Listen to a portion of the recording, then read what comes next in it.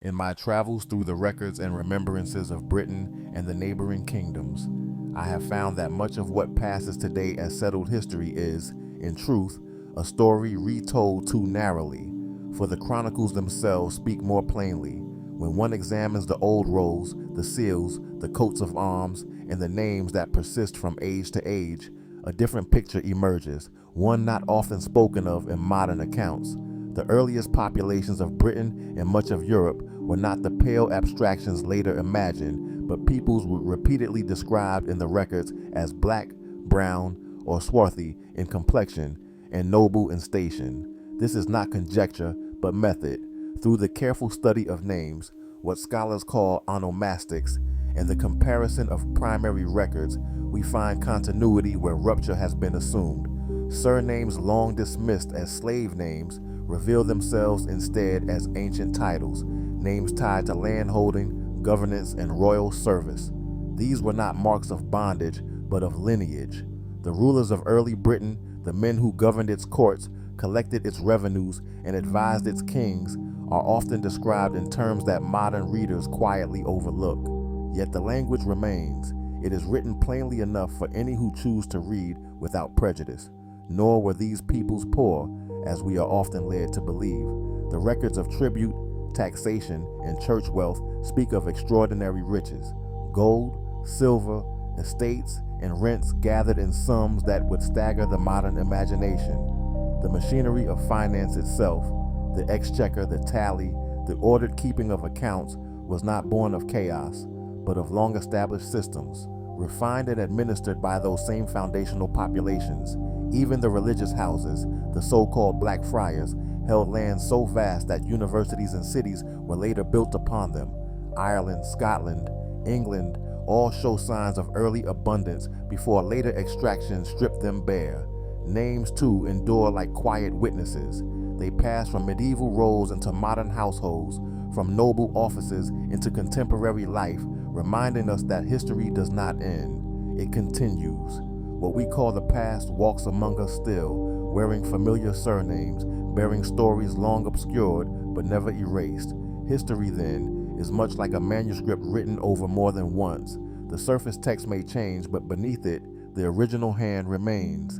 And when the light is turned just right, when we consult the names, the crests, the coins, and the words of those who were there, the earlier script becomes visible again. What emerges is not a myth, but a restoration. A Britain and a Europe whose foundations were laid by black populations, civilized, wealthy, governing, and enduring, long before later narratives sought to explain them away. In examining the ancient populations of Europe, one must be cautious not to impose modern assumptions upon old words. Names, after all, were never arbitrary. They were descriptors of land, of lineage, of appearance, and of standing, and they were recorded long before the classifications of later centuries. As we observed in Ireland and Scotland, many surnames now regarded as ordinary were once direct identifiers, preserved in charters, parish rolls, tax records, and heraldic rolls. What follows here is not an exhaustive survey, but a deeper illumination, meant to shine light upon patterns that appear consistently once one learns how to read the records as contemporaries did. As we move across the regions that would later be called France, we encounter surnames such as Brun, Lenoir, Moreau, Morin, Maurice, and Benoit. These names derive from Latin and Old French descriptors meaning dark, brown, or Moorish. They were not metaphorical labels, nor later inventions, but observational terms applied to families whose appearance was sufficiently distinct to be recorded, yet sufficiently common to require no explanation. In medieval France, such surnames appear attached to landholders, tradesmen, soldiers, clerics, and civic officials. They surface repeatedly in notarial registers and guild records, suggesting continuity rather than exception. These names did not mark outsiders, they marked people who belonged. Moving eastward into the German lands, the same convention appears with striking regularity. Names such as Schwarz, Braun, Dunkel, Mohr, Mora, and Moorman emerge across regions now associated with Germany, Austria, and Switzerland. In medieval usage, Mohr did not signify servitude or foreign captivity, but complexion and lineage.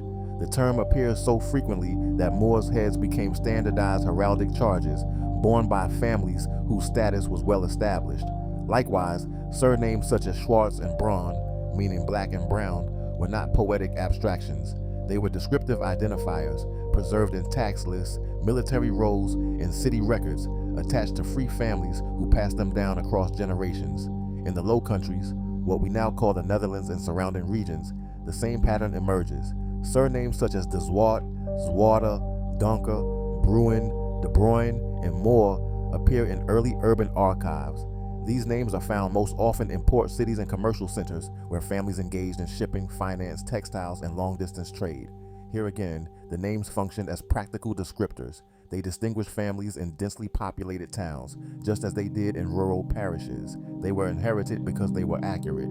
Further north in Scandinavian and Baltic regions, we find surnames and bynames such as Svart, Sort, Brun, and more, terms that follow the same linguistic logic. While later national narratives would attempt to flatten these distinctions, the early records preserve them plainly. What is striking across all these regions is not merely the recurrence of such names, but their persistence. They appear in land grants, marriage contracts, wills, guild charters, and coats of arms. They pass from father to son, from household to household, over centuries. They were not imposed labels, they were inherited identities. Only later, when racial theories hardened and historical narratives narrowed, were these descriptors softened, reinterpreted, or explained away. The names remained, but their meanings were abstracted, detached from physical description, and recast as coincidence or metaphor. Yet when we allow the records to speak for themselves, when we read these names as contemporaries understood them, we recover a Europe that was neither uniform nor unfamiliar with complexion, a Europe in which black presence was not marginal or anomalous, but woven into the social fabric and preserved in ink, stone, and symbol. In my observation of the primary evidence and original sources, I encountered a curious silence, not of absence but of forgetting, for the names carried by the people, Brown, Duff, King, Cook, were not marks of bondage, as modern tongues insist, but ancient titles, born long before the traffic of human cargo ever darkened the seas. The surname Brown, or Brun, was no invention of a master, but a plain descriptor of complexion, used openly in Germany, England, and the Low Countries to describe the original inhabitants of those lands. The Duffs of Scotland, whose estates stretched wide, did not emerge from obscurity, but from Antwerp, where black textile families, known as Van Duffel, held wealth, trade, and heraldic authority. Even the so-called conquest was not merely an event, but a family, conquerant, whose lands in Bedfordshire still bear their name. And the Angles, from whom England itself is named, were first recorded in Westphalia, dark, noble, and documented in both name and crest before they ever crossed the Channel. The coats of arms themselves speak where words are forbidden. The Moor's head, blindfolded not in shame, but in wisdom. The trefoil, sacred long before the church claimed it. The crossed saltire, marking one full of knowledge. These were not decorations, but declarations. Thus the tale of slave names collapses under its own weight, for no society invents a lie so carefully unless the truth beneath it is dangerous. History, I have learned, is not erased. It is overwritten, and the original text still shows through for those trained to read the surface. In my observation of the primary evidence and original sources, I found that coats of arms are not mere decorations, nor idle fantasies of later ages, but records, quiet, deliberate records left by those who once held land, authority, and memory. A coat of arms was not assumed at whim. It was granted, confirmed, or long acknowledged by custom, tied always to landholding, service, lineage, or noble standing. One did not invent an armorial bearing. It had to be recognized by peers, by heralds, or by the long continuity of use. Thus, when we encounter these arms in old rolls, seals, and manuscripts, we are not looking at symbols chosen centuries later to embellish a story. We are looking at how families identified themselves when their status was unquestioned. As I scroll through these armorial records, German, French, Italian, Iberian, and British, I noted a recurring and striking feature: the frequent appearance of dark, swarthy progenitors rendered openly and without apology. These figures are not caricatures, nor captives, nor marks of disgrace. They are presented crowned, helmed, crested, or placed at the very heart of the shield. In heraldry, nothing occupies the shield's center without meaning. These were declarations. The so-called Moor's head appears again and again, sometimes blindfolded, sometimes crowned, sometimes accompanied by noble charges such as crosses, trefoils, or saltires. The blindfold, contrary to modern interpretation, does not signify defeat. In heraldic language, it often speaks to esoteric knowledge, judgment restrained by wisdom, or authority tempered by law. What is most telling is the consistency.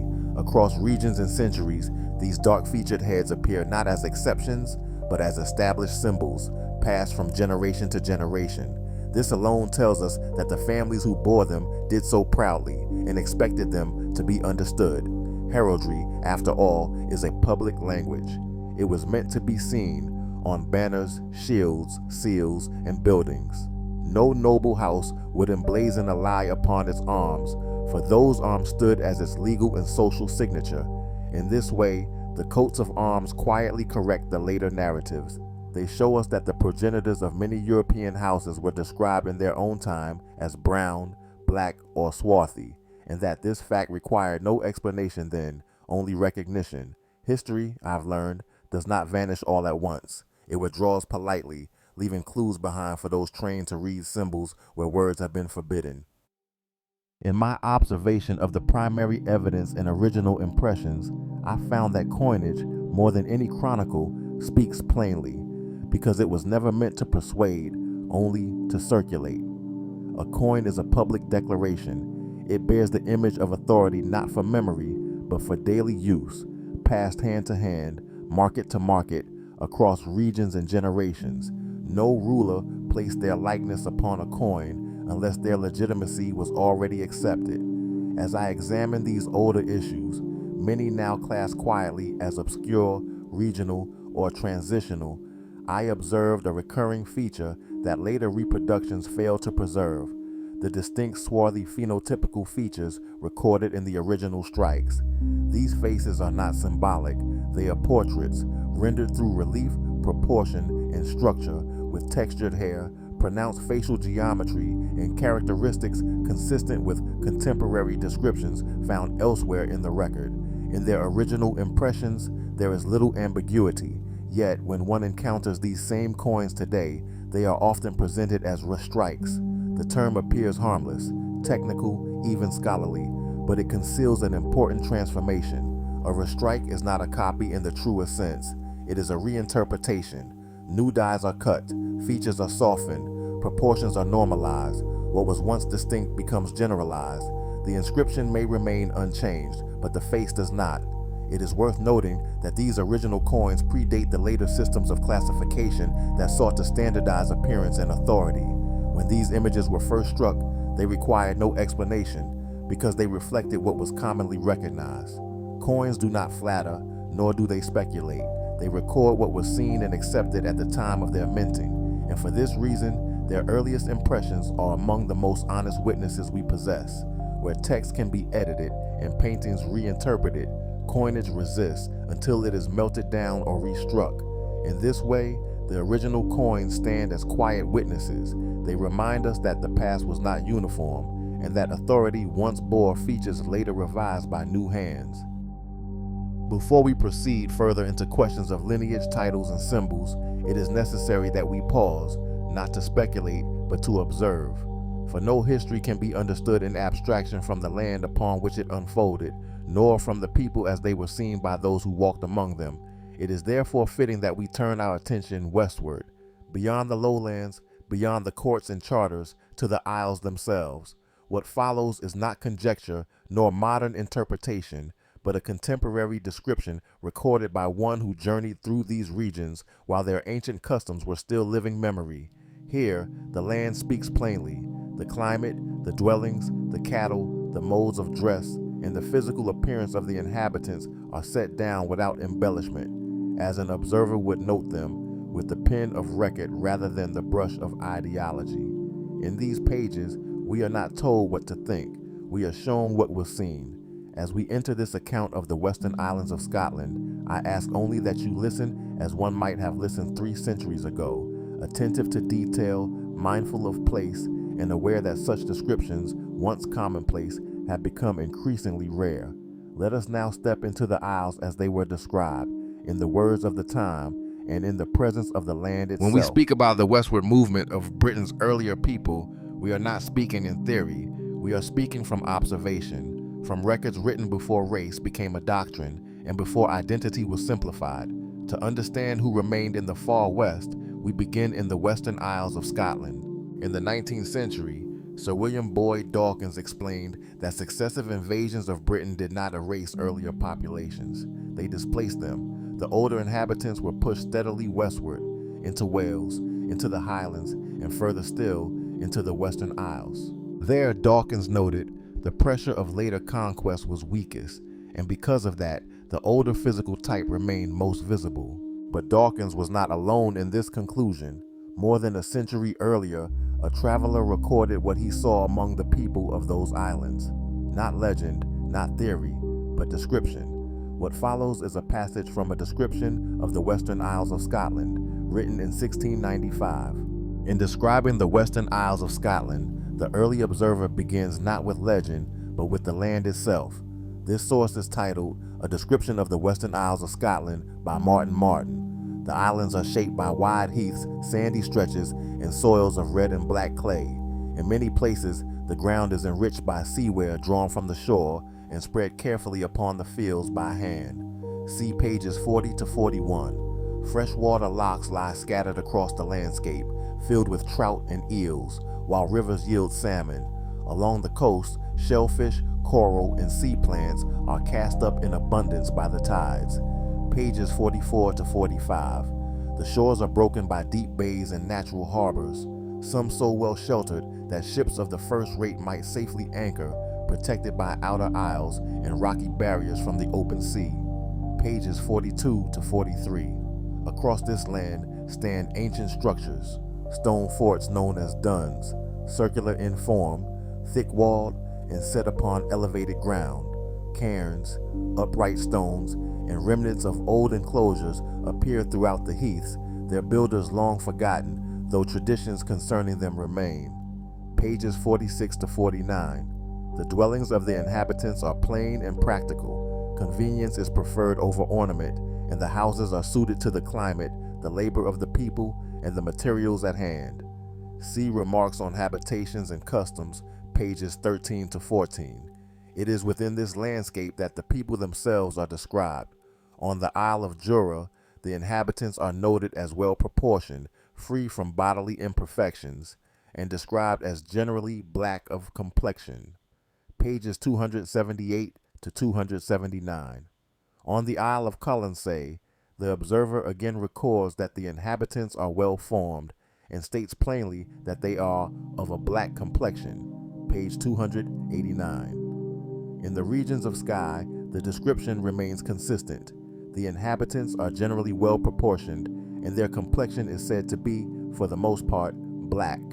Pages 233 to 234. These are not descriptions of outsiders or strangers.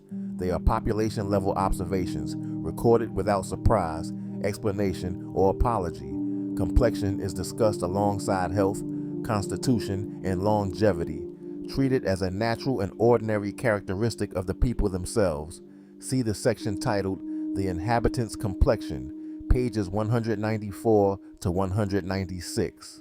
The people are further described as speaking the local tongues, practicing the local customs, and wearing the same habit, the customary dress, used throughout the Western Isles. See page 289, Language, Habit, Diet. Their clothing is practical rather than ornamental, suited to labor, climate, and daily life, and mentioned without distinction or remark, just as one would describe any native population. The land supports cattle of smaller stature, sheep with large horns, hardy horses, and roaming deer. Eagles are frequently observed, as are seabirds nesting along the cliffs and within the coastal caves. Pages 68 to 74. Taken together, these descriptions present a complete picture, not of a distant or foreign people, but of a population rooted in the land, shaped by its climate, its labor, and its long-settled customs, What later centuries would attempt to reinterpret, earlier writers simply recorded, and in these pages, the record remains. In light of the growing erasure of historical material that we are witnessing today, it is becoming increasingly important to take responsibility for preserving original sources ourselves. Books like these, written centuries ago before modern racial frameworks were imposed, represent primary observations that cannot be replaced once lost. They are not interpretations, they are records. As libraries digitize selectively, as platforms restrict access, and as older texts quietly disappear from circulation, relying solely on public availability is no longer enough. Owning your own copies of these sources allows you to study them without interruption, without filters, and without dependence on institutions whose priorities may change. Preservation is not merely about collecting books. It is about safeguarding the ability to read, compare, and think freely. When you hold the source in your own hands, the record cannot be revised after the fact, and in times like these, that matters. If you found this video helpful, consider subscribing to stay up to date with the evidence and insights we continue to uncover.